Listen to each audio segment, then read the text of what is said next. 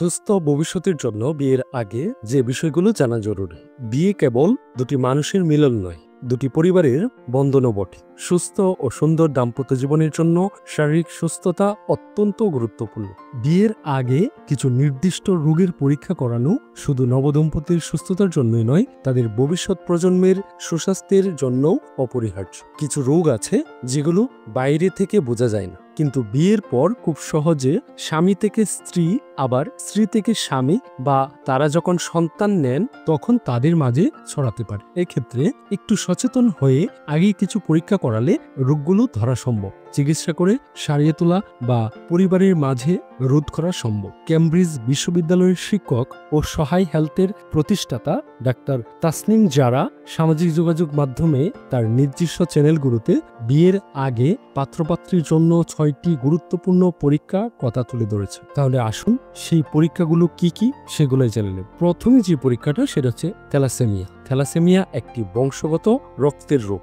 এটি পিতামাতা থেকে সন্তানের মধ্যে ছড়াতে পারে। যদি স্বামী ও স্ত্রী দুজনেই থ্যালাসেমিয়ায় বাহক হন তবে তাদের সন্তানের গুরুতর থ্যালাসেমিয়ায় আক্রান্ত হওয়ার ঝুঁকি থাকে। এই রোগ প্রতিরোধ বিয়ের আগে থ্যালাসেমিয়া স্ক্রিনিং অত্যন্ত জরুরি। থ্যালাসেমিয়া রোগ সম্পূর্ণ প্রতিরোধযোগ্য সিম্পল একটা রক্ত পরীক্ষার মাধ্যমেই জেনে নেওয়া যায় এই রোগের বিষয়। বিয়ের আগে যদি এই পরীক্ষাটি না করা হয় তাহলে ভবিষ্যতে আপনাদের সন্তানদেরও থ্যালাসেমিয়ায় হওয়ার সম্ভাবনা থাকে। দ্বিতীয় যে পরীক্ষাটি আসে সেটা হচ্ছে হেপাটাইটিস বি পরীক্ষা। হেপাটাইটিস বি একটা ভাইরাস যা আমাদের লিভারে গুরুতর সমস্যা সৃষ্টি করতে পারে। শুধু তাই না, ক্যান্সার পর্যন্ত হতে পারে। কিন্তু যাদের শরীরে এই ভাইরাসটা বসবাস করছে তারা অনেকেই জানেন না যে তারা এই ভাইরাসে আক্রান্ত। ফলে নিজের অজান্তেই তারা অন্যদের মাঝেও এই ভাইরাসটি ছড়িয়ে দিতে পারে। এছাড়াও সুরক্ষা ছাড়া সহবাস করলে একজন থেকে আরেকজনের শরীরে এই ভাইরাসটি ছড়াতে পারে। তাই বিয়ের আগেই দুজনেই এই পরীক্ষাটি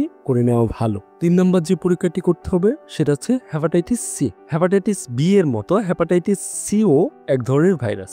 এটা ছড়ায় সাধারণত রক্তের মাধ্যমে। যেমন একই সুই ও ইনজেকশন ব্যবহার করলে যাতে আক্রান্ত ব্যক্তির রক্ত লেগে থাকতে পারে, চিকিৎসা যন্ত্রপাতি ঠিকমতো জীবাণুমুক্ত না করলে এই ভাইরাস ছড়াতে পারে। এছাড়াও সুরক্ষা ছাড়া সহবাস করলে বা মায়ের দুধ পানেও আক্রান্ত হতে পারে এই রোগ। এই রোগটি লিভার প্রায় বেশিরভাগ নষ্ট হওয়ার আগ পর্যন্ত এই রোগের লক্ষণ দেখা যায় না। তাই বিয়ের আগে থ্যালাসেমিয়া সি পরীক্ষা করিয়ে নেওয়া উচিত। 4 নম্বর যে পরীক্ষাটি আপনার করাতে হবে এইচআইভি পরীক্ষা। এইচআইভির ব্যাপারে আপনারা কম বেশি প্রায় সবাই জানেন। আক্রান্ত ব্যক্তির সঙ্গে সহবাসের মাধ্যমে সাধারণত এটা ছড়ায়। এছাড়াও আক্রান্ত ব্যক্তির সুই বা ইনজেকশন ব্যবহার করলে জন্মের সময়ে মায়ের কাছ থেকে বা মায়ের বুকের দুধের মাধ্যমে শিশু এই ভাইরাসে আক্রান্ত হতে পারে। অনেকের ক্ষেত্রে বহু বছর ধরে এই ভাইরাসের কোনো লক্ষণ নাও থাকতে পারে, আর সেই সময় একজন থেকে আরেকজনের এই ভাইরাস ছড়াতে পারে। স্ত্রী থেকে স্বামী, স্বামী থেকে স্ত্রী, মা থেকে সন্তানের মধ্যে এই রোগ ছড়াতে পারে। তাই বিয়ের আগে এই পরীক্ষাটি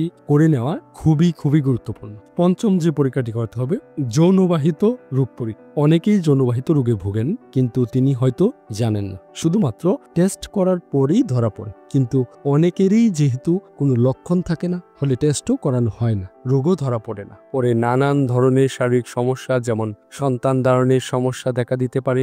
অথচ সময় মতো অল্প কয়েকদিনের অ্যান্টিবায়োটিক কোর্স নিলেই রোগটা সেরে যেতে পারে। তাই এই পরীক্ষাটি করে নেওয়াও খুবই জরুরি। এই 4টি কমন যৌনবাহী রোগ পরীক্ষা করাতে পারেন, যেমন সিপিলিস, গনোরিয়া, ক্লামোডিয়া, স্ট্রিকোমনাইসিস। এই 4 ধরনের পরীক্ষা করলে আপনি অত্যন্ত নিশ্চিত থাকতে পারেন, বা আপনার যদি কোনো যৌন রোগের সমস্যা থেকেও থাকে তাহলে আপনি নিশ্চিত হতে পারবেন এবং এটার প্রতিকার করতে পারবেন। 6 নম্বরে আপনার যে পরীক্ষাটা করতে হবে সেটা হচ্ছে ব্লাড গ্রুপ।